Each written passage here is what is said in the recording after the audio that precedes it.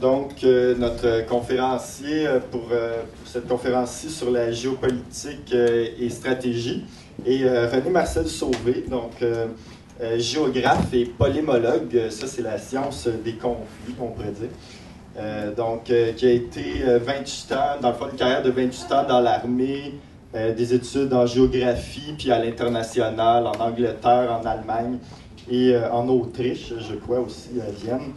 Donc, qui a écrit plusieurs livres, Géopolitique et avenir du Québec chez Guérin en 1994, Le Québec, carrefour des empires aux éditions du Québécois en 2007, et Défense du territoire pour la nation et l'État du Québec il y a à peu près un an, si je ne me trompe pas.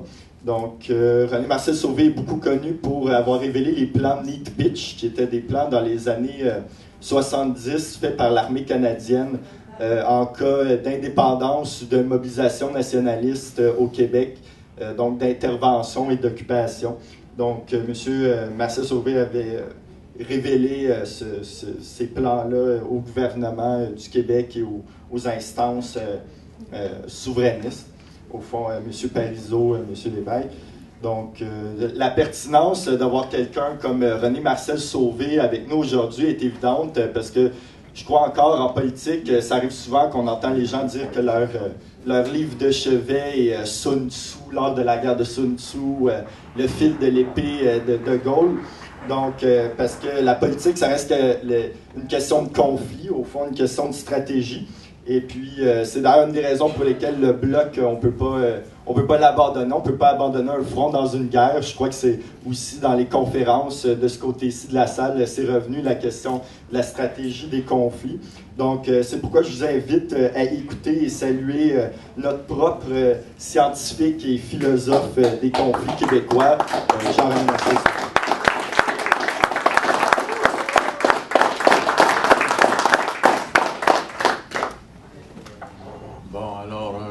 Je vais commencer par vous dire, j'espère que vous entendez bien, hein, parce que moi, je n'entends pas. C'est-à-dire, pour m'entendre, ça me prend des appareils. C'est le prix à payer, ça, pour avoir été impliqué dans l'armée, avec les champs de tir, avec les champs de bataille, avec les explosions. On le paye en perte d'ouïe. Mais j'entends assez bien, en fin de compte, pour pouvoir m'exprimer, je pense bien. Bien, comme vous pouvez voir, j'ai pas 20 ans, j'ai 4 fois 20 ans. J'ai passé 81, j'arrive à 82. Maintenant, je pense pas que vous contez une longue histoire, vous initiez à géopolitique, c'est trop long. C'est très difficile, géopolitique, parce qu'il y a tout un problème de méthode en partant. Et ce problème-là, j'ai été confronté aux universités. Lorsque j'ai poussé les études le plus loin possible, j'ai été confronté aux universités qui sont rationalistes dans le sujet, alors que la géopolitique n'est pas rationnelle, elle est relationnelle, c'est pas la même chose. C'est une toute autre discipline, c'est une discipline concrète, terre à terre, interrelationnelle, etc. Et c'est une discipline de statut reconnu de fait, de facto, apte à être reconnu de droit après, de jure, si vous voulez, de plein droit. Mais je peux vous parler sommairement, en fin de compte, du progrès qui s'est accompli au Québec depuis le commencement. Quand je suis né, en 1931, à Saint-Henri des Tanneries, comme vous dites, qu'est-ce qui est arrivé? C'est que nous étions l'Empire britannique. Nous étions l'Empire britannique, c'était effrayant. Les gens ne parlaient pas français ou presque pas français. Dans les rues de la ville, à Sainte-Catherine, il n'y a pas un restaurant où vous pouviez entrer où on vous aurait parlé en français, on vous aurait parlé toujours en anglais. Il fallait venir dans l'Est pour parler français. Et le drapeau qui flottait sur le Québec, ben c'était le drapeau de l'Empire britannique, c'était l'Union Jack. Et ça, on acceptait ça comme normal, ma foi. Les gens se disaient, on est vaincus, on est un peuple vaincu, on a perdu la bataille des plaines d'Abraham. Comme géographe, comme spécialiste en histoire militaire, je me suis mis à étudier à fond la bataille des plaines d'Abraham, mais c'est absolument pas comme on raconte. C'est pour ça que j'ai écrit le dernier livre, Défense territoriale. C'est d'abord pour réfuter tout ce qu'on raconte sur la bataille des plaines d'Abraham, ce qui est faux. Les Anglais ont gagné. Ils n'ont pas gagné, c'est pas vrai. Ils se sont trouvés à surprendre 2 régiments français, alors que la majorité de l'armée était placée à Beauport, en fin de compte, les attendait ailleurs. Et ces 2 régiments français-là, évidemment, contre toute une armée, ben, ils ne pouvaient pas l'emporter, mais ils ont réussi quand même à tuer tous les officiers anglais, y compris le général. Alors, c'est pas trop mal, ça, ma foi. Et puis, s'ils sont entrés dans la ville de Québec 5 jours plus tard, c'était pas parce qu'ils avaient gagné la bataille des plaines d'Abraham. Ma foi, ça montre à quel point on ne pense pas en termes de géographie ni de géopolitique quand on raisonne les guerres, les batailles, et ainsi de suite. Si les Anglais sont entrés, ben c'est une raison très simple, c'est parce qu'ils est en train de geler. Ça vient de finir à Québec, en plein milieu de septembre, à Québec. Vous savez comme moi que si on n'est pas habillé, on peut mourir d'hypothermie. Ma foi. Et ils étaient en train de geler, littéralement, il n'y avait rien à manger. Mais il n'y avait rien à manger, pourquoi? Bande de caves. C'est eux autres qui ont détruit les 1400 fermes, la source d'alimentation de Québec pour tout l'hiver. Alors, ils se sont présentés à M. de Ramsay, puis là, ils ont sorti l'or anglais. Il y avait de l'or en quantité, volé un peu partout, évidemment. Et puis là, ils ont fait de construire, de reconstruire la ville. Mais vous avez déjà vu ça, vous autres, une armée qui rentre dans une ville qu'ils ont frappée, puis qui la reconstruit. Vous avez déjà vu ça en quelque part? Moi, je n'ai pas vu ça nulle part. Dans toutes les études que j'ai faites en histoire militaire, quand l'armée rentre dans la ville conquise, bon, on détruit tout le monde, vous savez, viole toutes les femmes, etc. Comprenez-vous ça? Des choses de ce genre-là. C'est ça qu'on fait. Mais non, les Anglais sont rentrés. Ils ont reconstruit la ville parce que, autrement, ils auraient gelé à mort pendant tout l'hiver, puis ils ne pouvaient pas le tolérer. Le printemps suivant, lorsque M. de Lévis a organisé l'armée française, à ce moment-là, l'armée franco-québécoise, c'est comme ça qu'il faut l'appeler, le printemps suivant, ben, les Anglais ont attrapé une raclée. Et puis après ça, qu'est-ce qui est arrivé après ça? Ça, c'est encore une fois, ça a été faussé, ça. Je ne sais pas qui a faussé ça, mais c'était faux. Après ça, le traité de Paris du 10 février 1763, dans lequel nous avons été vaincus, donc on nous enlevait le territoire, etc. C'est absolument pas comme ça que ça s'est passé, le traité de Paris du 10 février 1763. La France nous a abandonnés. Laissez donc tranquille la France. Elle avait d'autres préoccupations à ce moment-là. La préoccupation principale des Anglais, des Français, à ce moment-là, ça va vous surprendre. Là. Je vais vous parler comme un géographe. Puis je vais vous parler comme un géographe spécialisé en géopolitique. C'était pas les beaux discours de M. de Volcker, la préoccupation principale, c'était le bois. C'était ça qui comptait. Parce que depuis 1453, vous situez ici un événement majeur dans notre histoire à nous, qui s'est produit en 1453 avec la prise de Constantinople. Constantinople contre les Mamelouks. Correct? Alors que les Mamelouks sont emparés de Constantinople, c'était la fin de l'Empire romain. Ça n'influence pas notre histoire à nous autres, au contraire, ça agit, parce que tout se tient en géopolitique. 1453, ici, à peu près ici, là, attendez un peu, laissez-moi voir, là, oui, c'est ça. C'est ça, la prise de Constantinople en Turquie. Qu'est-ce qui est arrivé à ce moment-là? Bien, le commerce international est interrompu. Et qui a pris la relève tout de suite, là, qui a vu là, l'opportunité qui se présentait? C'était les Portugais. Les Portugais avaient été occupés. Ici, le Portugal. Ici. Les Portugais avaient été occupés tout à fait à l'ouest de l'Espagne, correct? Alors, je prends dans le livre Géopolitique et avenir du Québec, je prends l'exemple du Portugal comme pays périphérique, comme nous sommes nous-mêmes périphériques. Alors, les Portugais, eux autres, étaient indépendants. Ils s'étaient libérés de l'emprise des Maures en 1262, si ma mémoire est bonne. faut pas que je sois trop vieux, parce qu'apparemment les vieux n'ont plus de mémoire, je ne sais pas. Mais de toute façon, les Portugais avaient réussi à se libérer. Ils avaient réussi à se libérer parce que la société portugaise se tenait d'une seule pièce. Hein. Toutes les classes de la société portugaise sont mises ensemble pour repousser les morts, les chasser en dehors du Portugal.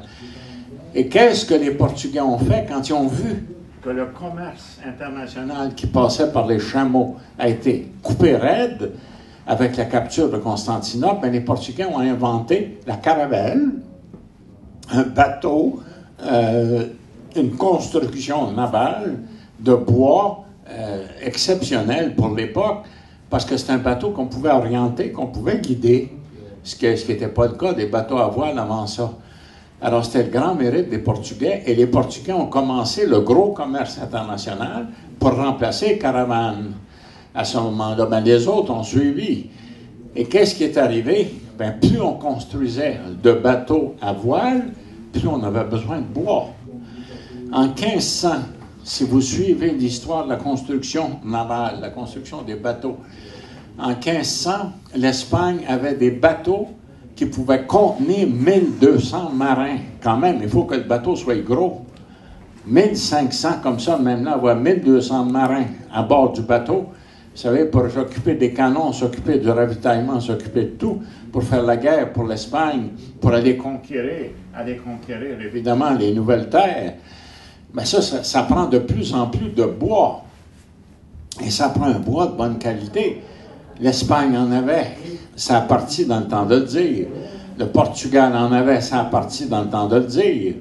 L'Angleterre a commencé, la belle forêt de Sherwood, là, l'histoire de Robin Hood, ainsi de suite. Ma foi, la forêt de Sherwood a été presque rasée dans le temps de le dire. Les Anglais ont crié « Hey!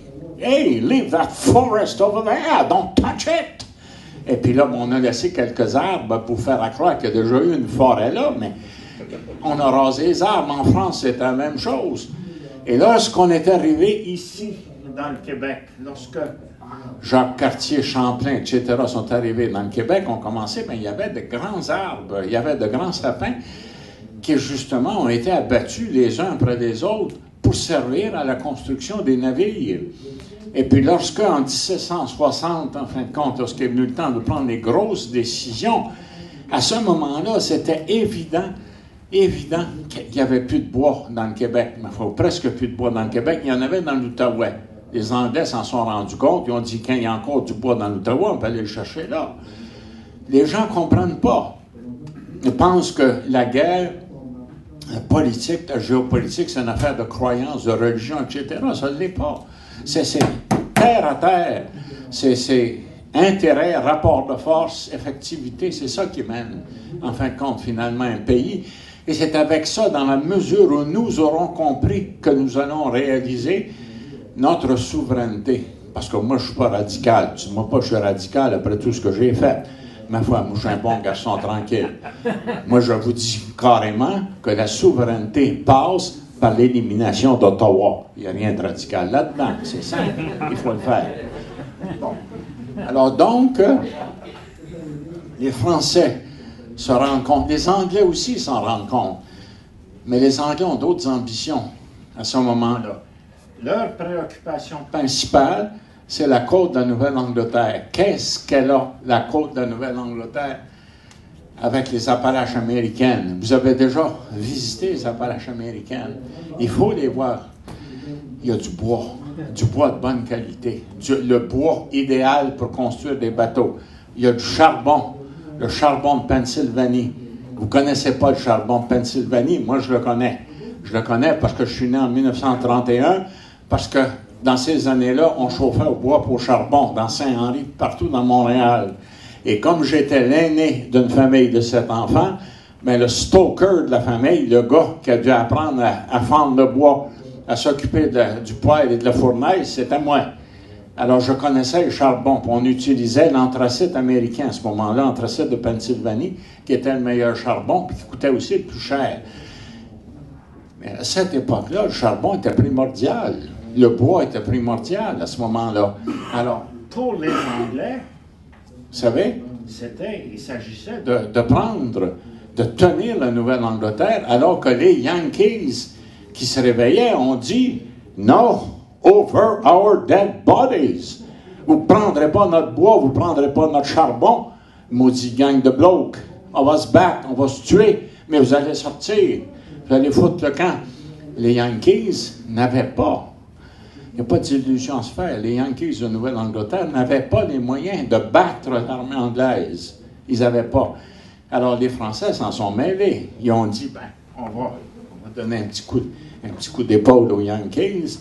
On va envoyer une armée, le général Lafayette. On va envoyer une flotte de guerre, l'amiral de Grasse.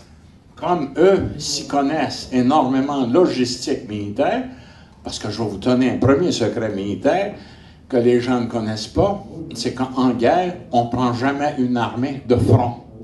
On la prend toujours par la logistique. On y coupe les vivres, on y coupe les ravitaillements. Et lorsqu'on a réussi à y couper les vivres et les ravitaillements, ben là, on demande aux gars en première ligne, as-tu encore envie de te battre? Là, t'as faim, là, tu vas mourir de faim. Ben, signe ici, là, tiens-toi tranquille, on va te donner un sandwich, et puis tu vas être prisonnier de guerre. Parce que c'est comme ça que ça se fait. Ben, voyons donc. C'est bien plus facile que de se tirer d'en face à coups de fusil. Et puis, à part ça, vous ne connaissez pas les hommes. Hein? On va vous donner des petits secrets sur les hommes, comme vous ne savez pas. Un petit secret qui est bien gardé au Royal 22e Régiment. Juste pour vous donner une idée, à peu près, là, du tempérament masculin à la guerre. Tu sais, en campagne d'Italie, les soldats devaient partir la nuit avec un officier, la plupart du temps avec un sous-officier, puis devaient aller faire une patrouille sur le côté des lignes allemandes. Et puis là, ils étaient rendus dans le milieu de l'Italie, en fin de compte, on s'apercevait que les patrouilles, ça allait bien, ils partaient puis ils revenaient. Mais ce qui est arrivé, c'est que la patrouille du régiment se trouvait face à face avec la patrouille allemande. Et puis là, les gars se regardaient, puis ils disaient, sais-tu jouer aux cartes, toi? Ah oui, mais viens t'asseoir, puis on va aller jouer aux cartes.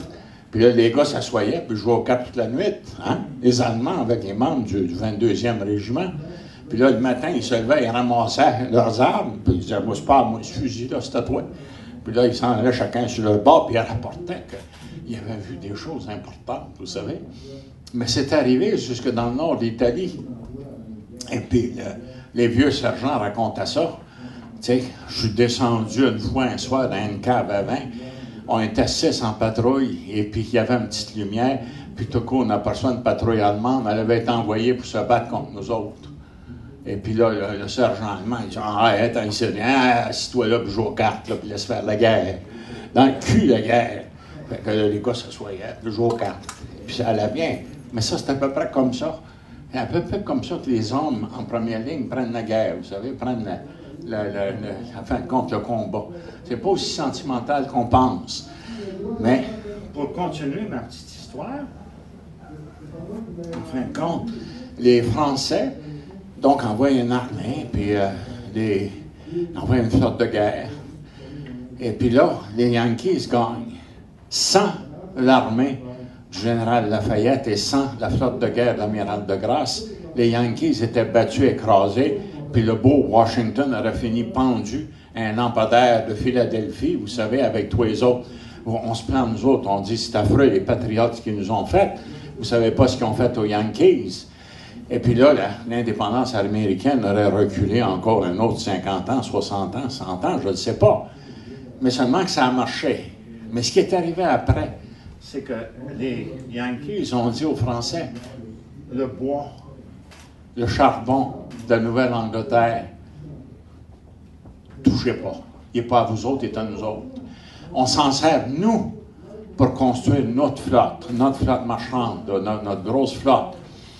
Et la preuve que les Yankees ont construit très rapidement leur flotte s'est produite à la guerre de 1812, alors que les Anglais ont commencé à chasser un peu partout pour essayer d'attraper les bateaux américains, les capturer et puis s'en servir comme otages. Ben, ils en ont capturé 900. 900 bateaux, des gros bateaux à voile, des gros clippers construits avec du bois. Ça en prend du bois pour faire ça, cette affaire-là. Ça en prend. Alors, c'est pour ça que je dis que le traité de Paris s'est décidé sans qu'on le dise. Remarquez bien ça. Parce que quand ça se rencontre, ces gars-là, autour d'une table, d'un traité, Vous savez, pour employer une expression québécoise très crue, ben chacun cherche à fourrer l'autre bien comme il faut. Puis ils disent pas un mot dans ce temps-là, des petits sourires niaiseux. Hein? Oh oui, monsieur, c'est tellement monsieur, si, monsieur. Hein? Je l'ai eu. Et puis, parce qu'on ne dit pas ça en public, voyons donc. Ce qu'on dit aux historiens, c'est de la frime, c'est quelque chose qui n'est pas important. Alors, qu'est-ce qui s'est produit en France à ce moment-là? Qu'est-ce que c'est? C'est ici, la France. Qu'est-ce qui s'est produit? Ben, il fallait trouver du bois. Parce qu'on était en 1760, on avait besoin d'énormes quantités de bois. Où est-ce qu'on allait trouver le bois? Ben, je pense que vous le savez. C'est en Russie. En Russie, ici. Ici, là, à partir du fond. La Russie a la plus grande forêt au monde. Pas l'Amazonie, la Russie. Les gens ne savent pas ça. Les Russes cultivent une forêt, entretiennent une forêt depuis plus que 800 ans. Les Russes ont la passion du bois. Les Russes connaissent le bois comme personne au monde. J'ai vu de mes deux yeux vus, j'en suis pas revenu. Des fois, je suis allé en Russie, puis je descendais dans l'avion, puis je regardais en bas, je voyais l'immense forêt russe à 56 degrés de latitude nord, à 60 degrés de latitude nord, des arbres de 30 mètres de hauteur. On n'a pas ça, nous autres. Les Russes ont ça. Ils les entretiennent comme il faut. Allez faire un tour, allez vous promener dans cette immense forêt-là qui est incroyable. Hein? Alors, vous comprenez, pour les Français, ben c'était la Russie qu'on était pour aller voir. D'autant plus que, ici, dans le fond du golfe de Finlande, bon, on venait d'ouvrir la ville de Saint-Pétersbourg. La ville de Saint-Pétersbourg, ça veut dire le commerce, ça veut dire le bois. On va sortir le bois. Alors, c'est pour ça que les Français ont commencé à concentrer tous leurs efforts. D'abord en Allemagne, pour essayer de saisir l'Allemagne, qui n'était pas unifiée à ce moment-là et qui était extrêmement vulnérable. De l'Allemagne vers la Pologne, de la Pologne vers la Russie. C'est pas pour rien que M. Napoléon Bonaparte s'est lancé avec la grande armée pour conquérir la Russie. Le problème était celui-ci, par exemple. M. Bonaparte, on a toujours parlé de stratégie. Bon. Le problème, c'est que les Français ne pouvaient pas passer par, vous voyez ici, là, les détroits scandinaves, Kattegat et Skagerrak, et puis après ça, la mer Baltique. Les Français ne pouvaient pas passer parce que regardez ce que c'est qui est juste en face de l'entrée de ces détroits-là, l'Angleterre. Et l'Angleterre avait sa force, sa Royal Navy massivement concentrée pour s'assurer que pas un seul bateau français était pour rentrer dans les détroits, était pour aller faire affaire avec les Russes, et puis était pour aller acheter du bois, puis avoir finalement une grande flotte de guerre, puis une grande flotte commerciale que eux, les Anglais, n'iront pas. C'est comme ça que ça marche. Vous savez, la stratégie, c'est pas un jeu d'échecs savant. La stratégie, c'est un jeu terre à terre dur. Alors là, ne pouvant passer par la mer, les Français sont passés par la terre. Napoléon, tragédie, des tragédies, des tragédies. Ma foi, les armées de terre, puis la logistique des armées de terre, je pourrais vous donner 3 mois de cours là-dessus parce que j'ai été officier responsable de conduire des troupes et responsable de logistique. Vous n'avez pas d'idée de la quantité de nourriture, de la quantité de fourniture, de la quantité de transport que ça prend pour fournir une armée. Si je vous donne un chiffre, vous ne me croirez pas. Pour un seul combattant en première ligne, ça en prend 20 en arrière pour s'occuper de le ravitailler. Maintenant, les 20 qui sont en arrière, s'occuper eux autres aussi, ils mangent. Hein? Et ça arrive, à part de ça, qu'ils vont tout manger, de sorte que quand ça va arriver en avant, il ne restera plus rien. Ça m'est déjà arrivé, moi, comme officier d'infanterie, que la boîte de ration m'arrivait, puis j'ouvrais ça, puis il n'y avait presque plus rien. Où est-ce qu'il est, le tabarnak, que tout ramassé puis que tout mangé? Hein? Que j'y tire une balle dans la tête, moi. Puis tout le monde disait la même chose. Hein? Ah ben, garde-moi donc ça. Parce que dans le 22e régiment, à ce moment-là, vous savez, on avait un langage très imagé. Hostie de calice, 5 crèmes de Christ, etc. Puis j'étais obligé de dire, calme-toi, on va s'arranger. Alors là, je rapportais en arrière. Et puis en arrière, ben, les autorités s'en occupaient. Puis ils disaient à quelqu'un qui a volé, Extrême dépendance d'une troupe en avant sur la logistique, extrême dépendance. Alors, pensez à l'armée de Napoléon, la grande invasion de la Russie en 1812. Pensez, moi puis je le vois, ces soldats-là qui sont gelés à mort, qui ont faim, qui ont froid, qui ont soif, puis on leur donne des ordres, on dit continue, là, pour la grandeur de la France, il faut prendre la Russie, parce que la Russie est infidèle. C'est pas vrai. La Russie avait du bois, puis il fallait y voler son bois, puis il fallait y prendre son bois, parce que la France ne pouvait pas vivre si elle n'avait pas attrapé ce bois-là. Alors, c'était ça qui est en arrière, là. Tout ce jeu-là qui est en arrière du traité de Paris de 1763, du 10 février 1763. Et les Anglais, eux autres, qui avaient décidé que la Nouvelle-Angleterre, on va apprendre.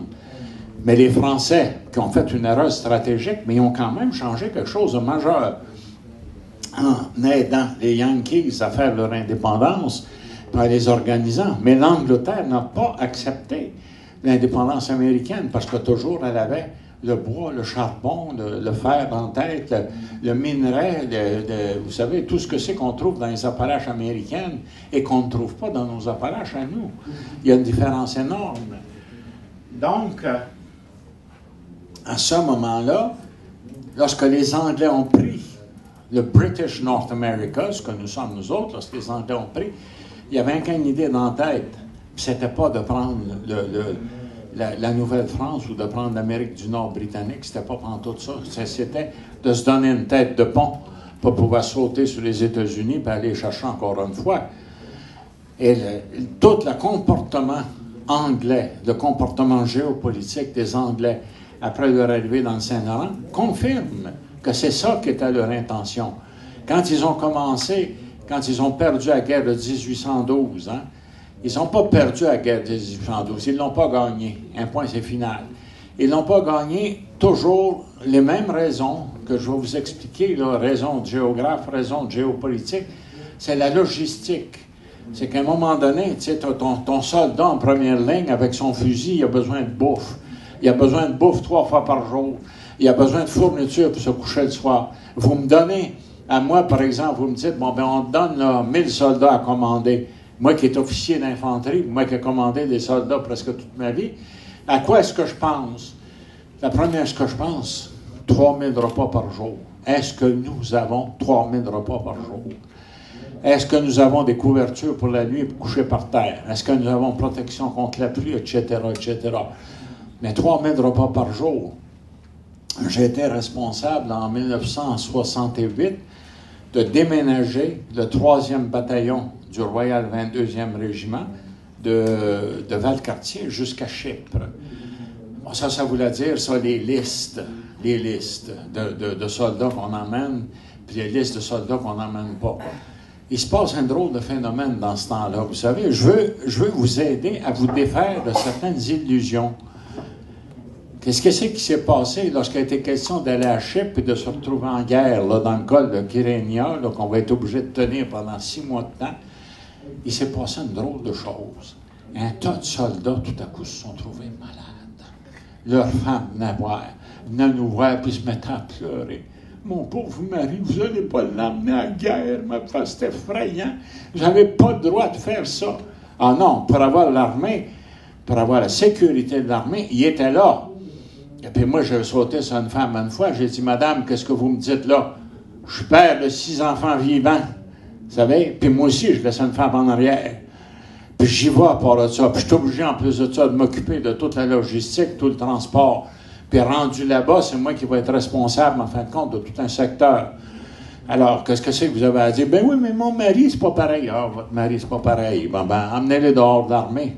Ça va pas votre affaire. Ça a fait votre affaire pour 10, 12 ans. Pour avoir un job, là, pour avoir la sécurité matérielle. Mais quand il s'agit d'aller à la guerre, ils ne sont pas là. 325 soldats se sont fait éliminer à ce moment-là, de sorte que nous sommes partis à Chypre avec à peine 600 hommes qu'on consentit à venir. Déménager ça. La première chose en arrivant à l'île de Chypre, la première chose, j'ai parlé comme un officier de l'armée. J'ai dit, la bouffe. Comment est-ce qu'on est à manger pour la bouffe? Ben, monsieur, je pense qu'on a 3 semaines. 3 repas par jour, 3 semaines en avant. 3 repas par jour, 3 semaines en avant. Qui c'est qui nous fournit? Les Danois, monsieur, on achète la bouffe du Danemark qui nous fournit parce que si on ne pouvait pas l'apporter du Canada ni d'Europe. Puis les Danois sont habitués là-dedans, ils ont sauté sur l'occasion, ils ont pris le contrat, mais ça nous coûtait à peu près une affaire de 10 000 $ par jour. Hein? Puis il fallait le payer, en plus de ça, il fallait le payer en argent comptant. 3 repas par jour, la quantité d'eau disponible, le pétrole, où est-ce que le pétrole, les camions, puis le pétrole, bien, ils ont dit c'est les Anglais qui fournissent, puis il faut payer à tous les jours. Bon, ben c'est correct. Alors là, avec ça, on a marché, c'est ça la logistique. Mais c'est la même chose en matière d'État. C'est la même chose pour nous, comme peuple. Vous savez, c'est la construction de toute notre logistique qui va nous permettre à nous de nous organiser, de constituer un État et de nous imposer.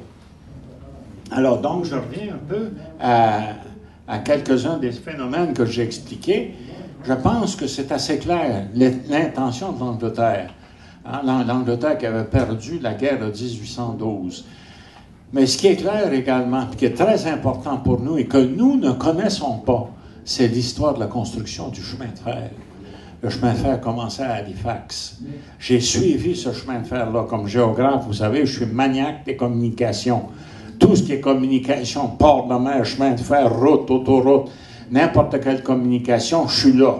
Puis je vais sentir ce qui se passe.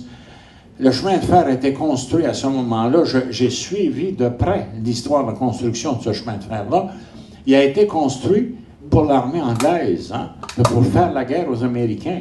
Il n'a pas été construit pour construire un grand pays puis construire un grand État. L'intention des Anglais, c'était d'aménager une ligne de chemin de fer qui était pour servir contre les Américains.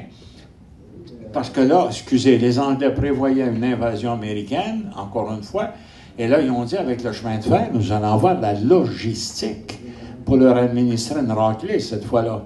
Parce qu'eux vont être loin de leur propre ligne. Mais les Américains, après la guerre de 1812, c'est pas comme ça qu'ils pensaient. C'est pas comme ça qu'ils pensaient. Comment est-ce qu'ils pensaient au point de vue territorial après 1812? Bien, on le voit par la construction de leur propre chemin de fer. Et ces chemins de fer-là n'étaient pas orientés vers le nord. Ils étaient orientés vers l'ouest. Ici, comme ça. Les chemins de fer commençaient ici, et puis là, on commençait à s'en aller vers l'ouest. Ça, c'est les chemins de fer américains. Parce que les Américains ont vu les immenses possibilités offertes par le centre ici, hein, la grande plaine dans le centre. Les Américains ont de l'espace écoumène, c'est-à-dire de grands espaces plats, bas, des grands espaces économiquement organisables. Ils l'ont vu tout de suite. Ils ont dit, on ne va pas perdre notre temps pour se battre contre les Anglais dans le Nord qui restent là et qui gèlent, eux autres. Enfin, on a d'autres choses à faire. Et ça, qui est-ce qui m'a dit ça? Ben, c'est des Américains. Hein? Et des New-Yorkais. Je suis allé donner des conférences dans New York, évidemment, comme je vous parle à vous autres. Et puis des New-Yorkais qui m'ont dit, Where are you from? Je dis, I'm from Montreal. Go back, go back. Va geler chez vous, viens pas geler ici. Et puis, pour les Américains, c'est le pôle Nord. C'est gelé à mort venir au Québec. C'est comme ça qu'ils voient ça. Ça, c'est géopolitique, ça, il faut le voir.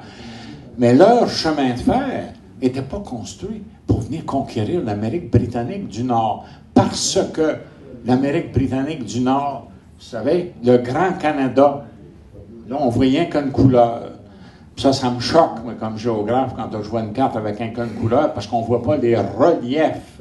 Et c'est ça qui compte, les reliefs, les cours d'eau, ainsi de suite. Les endroits où on peut vivre, les endroits écoumènes, les carrefours naturels de communication, où on peut partir et puis on peut construire quelque chose, construire une ville. Parce qu'est-ce que c'est que l'aménagement d'un État, l'aménagement d'une ville, c'est la géométrie qui rencontre la géographie. Et où est-ce que la géométrie va venir rencontrer la géographie? Bien, dans l'espace le plus plat. L'espace qu'on peut prendre des crayons, puis dessiner, puis faire des lignes, et puis tracer, faire de l'architecture. C'est ça qu'on appelle écoumène, du grec oikoumènon, qui veut dire l'espace économiquement organisable. Mais quand vous voyez la carte du Canada, vous ne le voyez pas. Mais on voit, par exemple, la carte du Québec. Là, c'est pas la même chose. C'est nous qui l'avons fait, cette carte-là. La carte que vous voyez en arrière, là, ça a été fait par Léon Snow. grand géographe devant le Seigneur, et puis que lui a fait cette carte-là à partir des satellites. Dans mon jeune temps, on faisait des cartes à partir de l'arpentage, de triangulation, puis on traçait des lignes, et ainsi de suite. Et puis si on avait fait cette carte-là, une carte comme celle-là, vous voyez en arrière, elle n'est pas compliquée, la carte.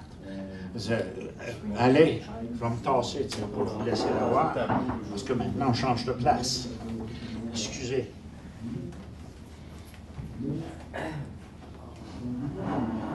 Tiens, regardez, ça c'est une carte stratégique.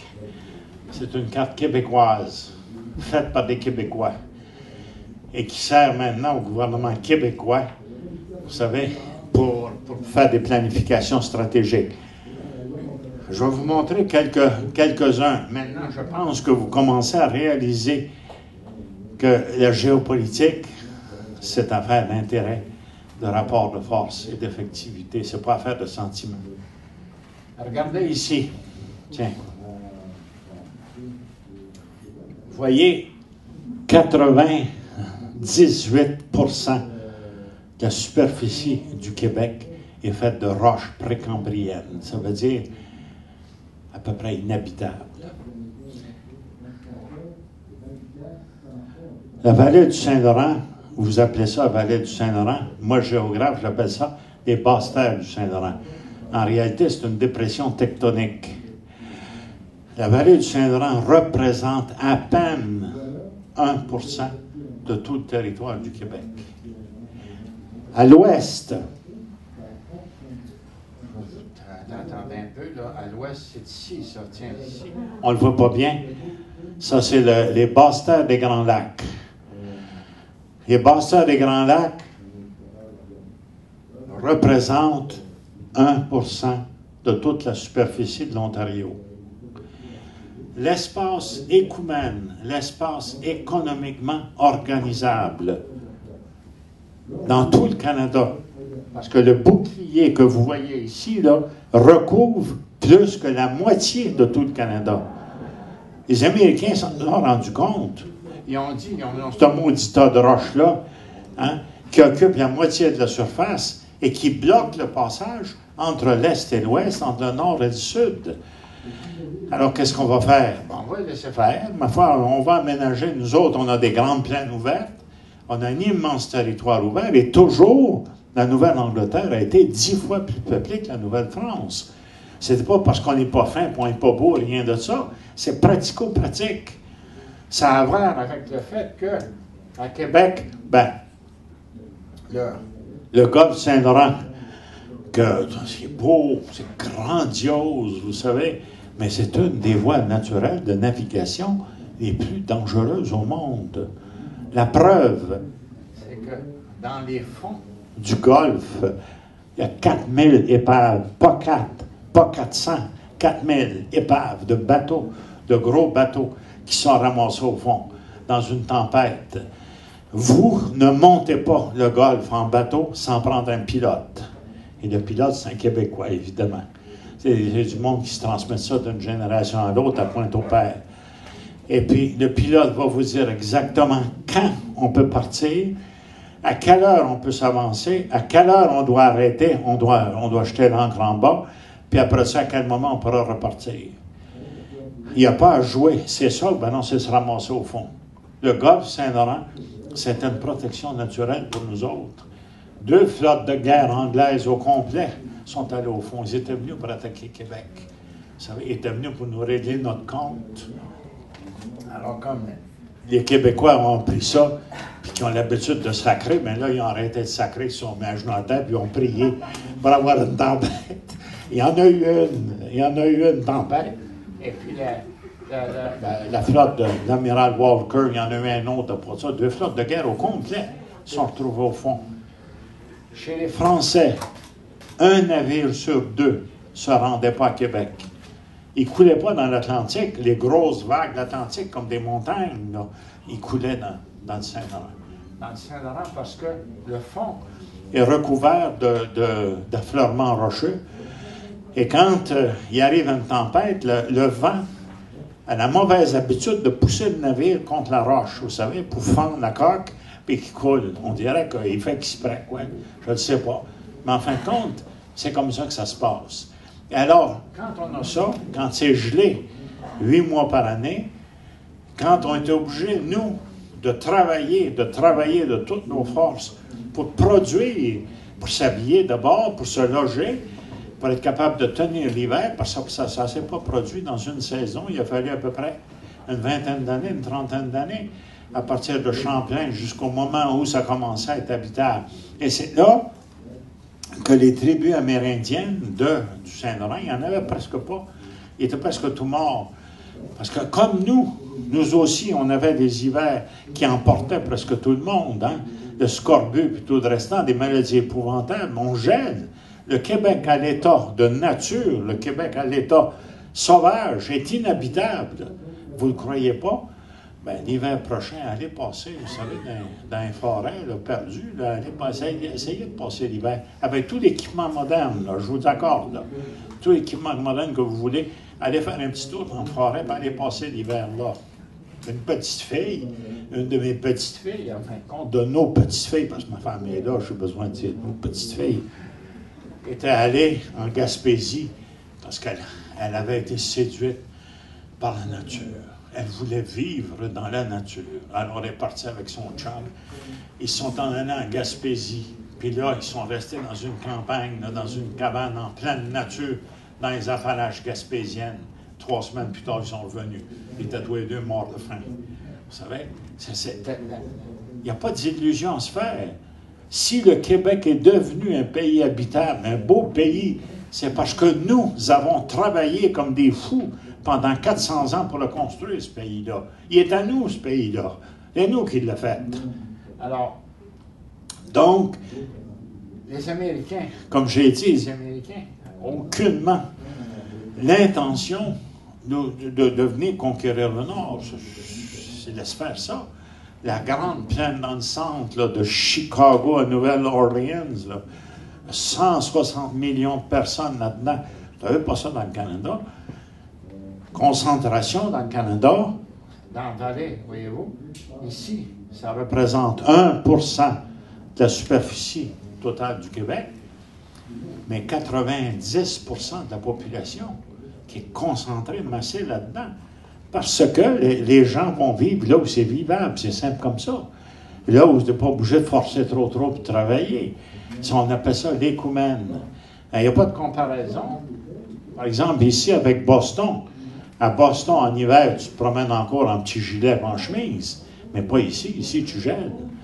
Fait que, alors, c'est des facteurs importants, ça, qu'il faut qu'on sache pour notre identité à nous. Le Québec, c'est notre construction à nous. C'est à nous, le Québec. Enfin, mais là, il reste à cette heure pour le défendre. Pour le défendre, moi, je propose rien de moins qu'éliminer Ottawa. C'est faisable. Vous allez le voir, c'est faisable dans mon prochain livre.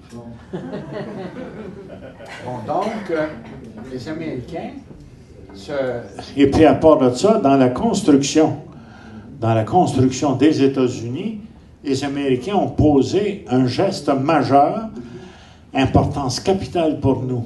L'événement stratégique le plus central de toute notre histoire s'est produit en 1825 avec l'ouverture du canal Erie aux États-Unis.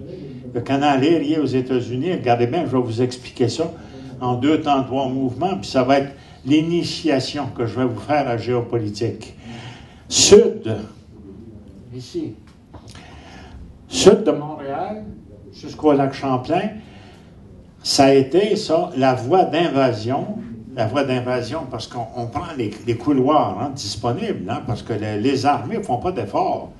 Les armées ne vont pas arriver à conquérir une montagne, ben voyons donc, attends qu'ils meurent de faim puis ils vont descendre. Là, je ne se casse pas la tête pour ça. Ça vient de finir, ma foi, je l'ai appris, moi, comme officier de l'armée. Il va pas faire attention au principe d'économie de l'effort, le principe de concentration et d'économie de l'effort. C'est central, ça. T'sais? Et puis, si tu vas épuiser tes forces, surtout dans une armée, tu n'y vas pas, tu restes en dehors. Alors donc, les Anglais, lorsqu'ils ont monté pour nous attaquer au nord, ont emprunté l'Hudson, la voie de l'Hudson, puis le lac Champlain, ici.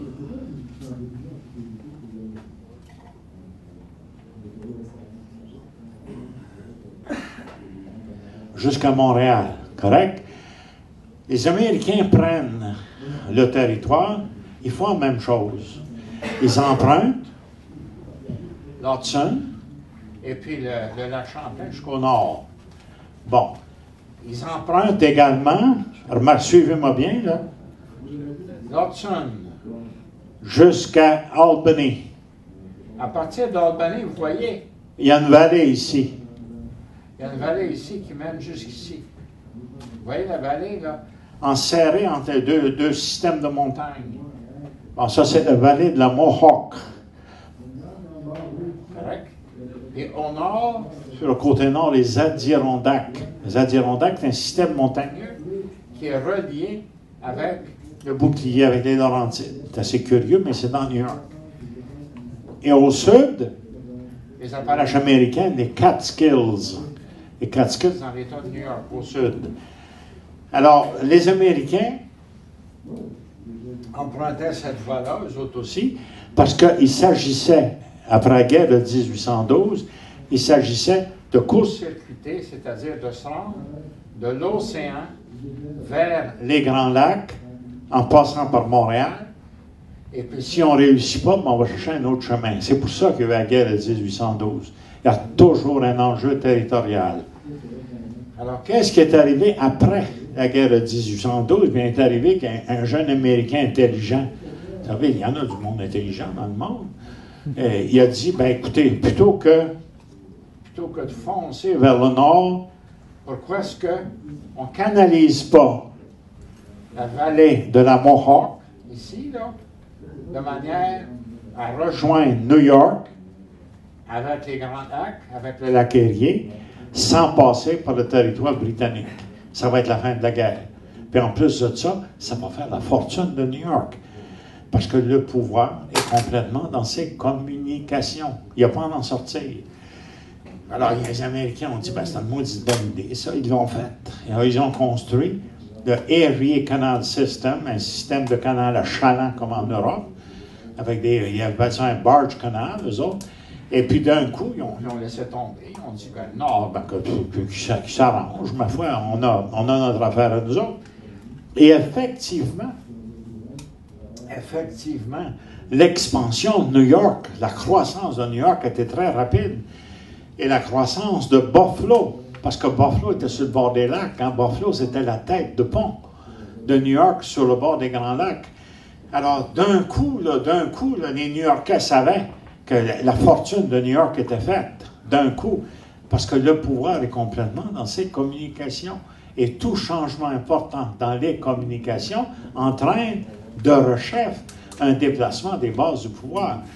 Alors, le jeune Américain qui a pensé à construire un canal, d'abord, la Hudson était facile à canaliser à partir de New York vers le nord, puis après ça, vers l'ouest, construire le canal pour se rendre jusqu'à Buffalo, et Buffalo qui a pris énormément d'expansion. Alors ça, c'était un coup de génie, ça, de leur part.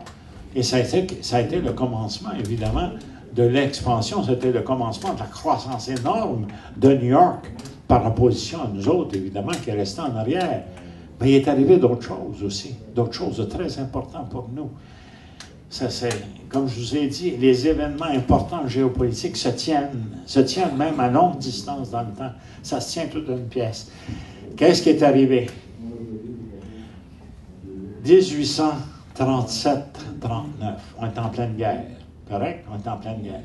J'ai regardé les historiens, ce que les historiens racontent sur ce qui s'est passé dans cette guerre-là. On est en pleine guerre. Mais 1838, en juillet 1838, il s'est passé un événement majeur que les historiens n'ont pas relevé. Mais comme moi, le géographe, militaire de carrière, un peu fou sur les bords, sinon complètement fou, j'ai relevé. J'ai dit, regardons ça. Qu'est-ce qui s'est passé à Montréal? On était en train de se battre en 1838, en juillet 1838, et tout à coup, il s'est produit quelque chose d'étrange. Les Anglais ont ramassé 2 régiments d'artillerie, 1 régiment d'infanterie, et l'ont emmené le long du Saint-Laurent jusqu'autour des Grands Lacs. Il me reste 10 minutes. Ah, je vais essayer. C'est un essai d'être subtil. Bon, c'est correct, là? La carte est tombée. Alors, j'étais en train de conter l'histoire du déménagement de 1837-38. 1838, juillet 1838. Alors, ils ont pris leur armée, ils ont monté le Saint-Laurent et ils sont venus se placer dans le Niagara en face de Buffalo. Parce qu'en stratégie de guerre, comme en stratégie commerciale, comme en stratégie d'État, si vous saisissez les basses terres, les terres les plus basses, le reste tombe tout seul. Allez pas chercher les montagnes pour vous massacrer. Voyons donc. Parce que les gens qui vivent en montagne dépendent des gens qui sont en bas pour vivre. Alors, les Anglais, donc, sont déplacés. Ça, c'est important, ça. C'est central pour nous, ça, dans notre histoire. Ce déplacement-là de régiments qui ont remonté le Saint-Laurent et qui sont allés se placer en face de Buffalo. Pour dire aux Américains, vous ne traversez pas la rivière Niagara. Vous ne venez pas vous emparer des basses terres des Grands Lacs. Les Anglais connaissaient la stratégie d'État. Les Américains aussi la connaissaient. Les Anglais savaient que s'ils perdaient les basses terres des Grands Lacs, ici, s'ils perdaient ça, ils perdent tout le reste. Parce que lorsqu'on perd les basses terres en stratégie de guerre, on perd tout le restant. C'est simple comme ça. Les Anglais savaient ça. Alors, ils ont déménagé. Ils ont laissé faire les Lousy Frogs. Ça, c'est nous autres, ça. Ils nous ont laissé faire, puis ils ont déménagé leur armée en face de Niagara. Puis là, ils ont déployé leur armée pour se battre, pour dire aux Américains, vous traversez, on tire. Alors là, les Américains ont changé de chemin. Ils ont pris le sud.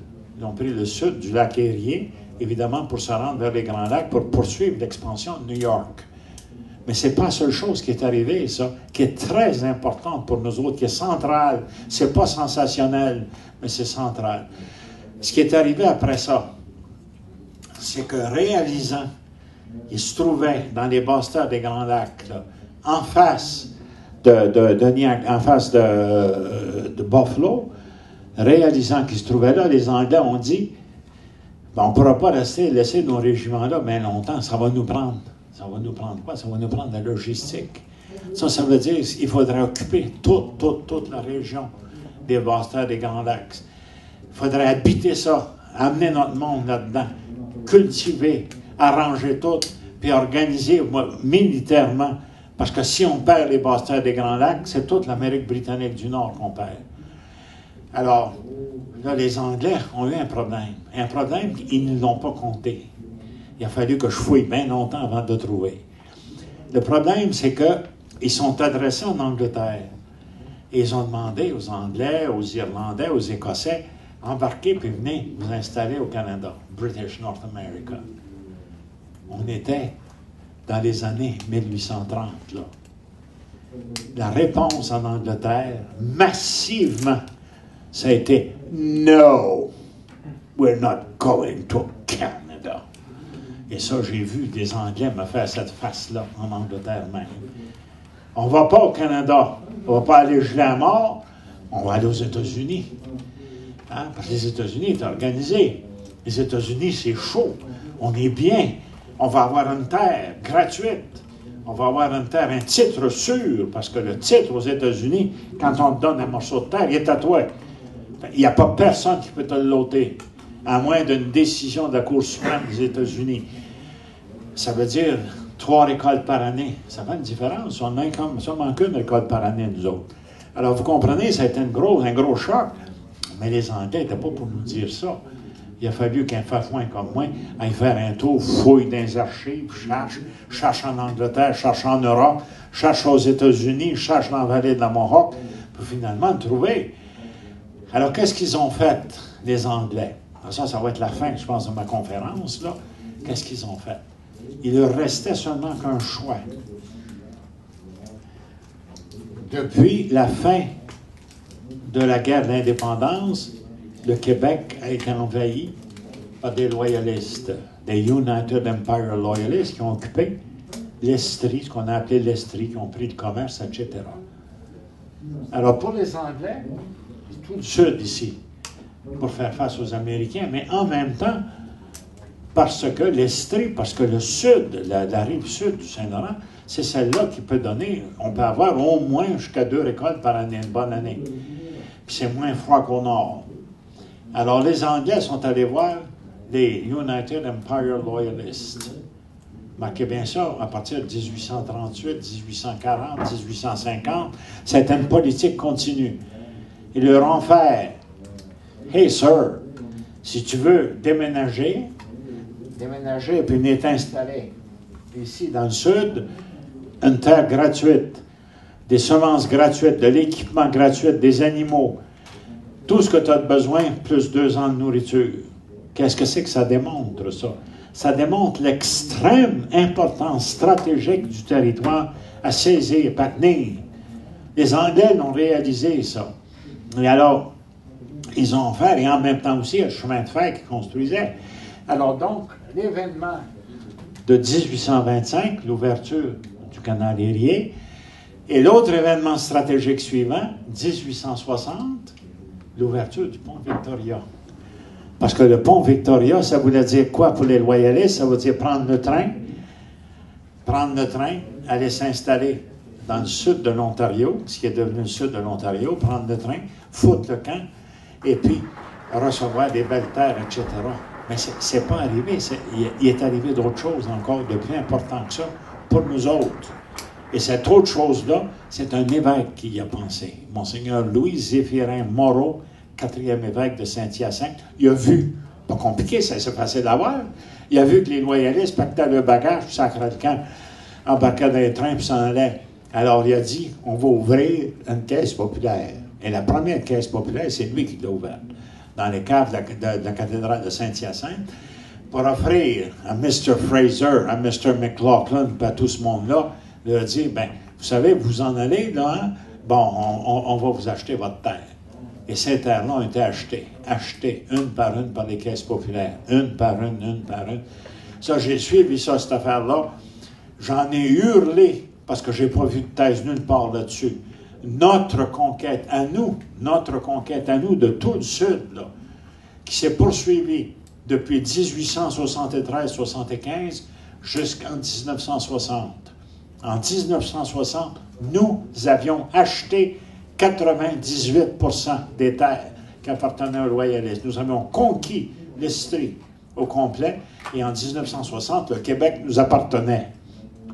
Mais ça, tous ces événements-là, comme vous voyez, en géopolitique, ça se tient d'une pièce, ça.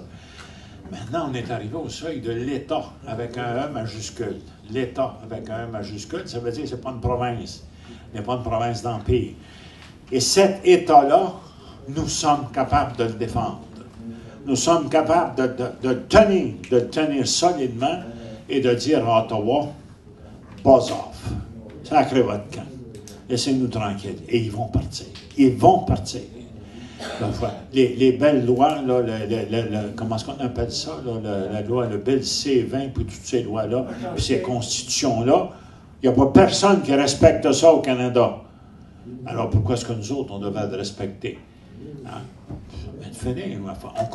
On continue dans ce qui s'est fait, dans ce que nous avons accompli, dans ce que les générations avant nous ont accompli. Alors, si vous avez le temps, ben, prenez le temps d'étudier l'histoire du canal Erie, l'histoire du déménagement des Anglais vers les basses terres des Grands Lacs, hein, et l'histoire de notre conquête à nous, de tout le territoire québécois. Merci.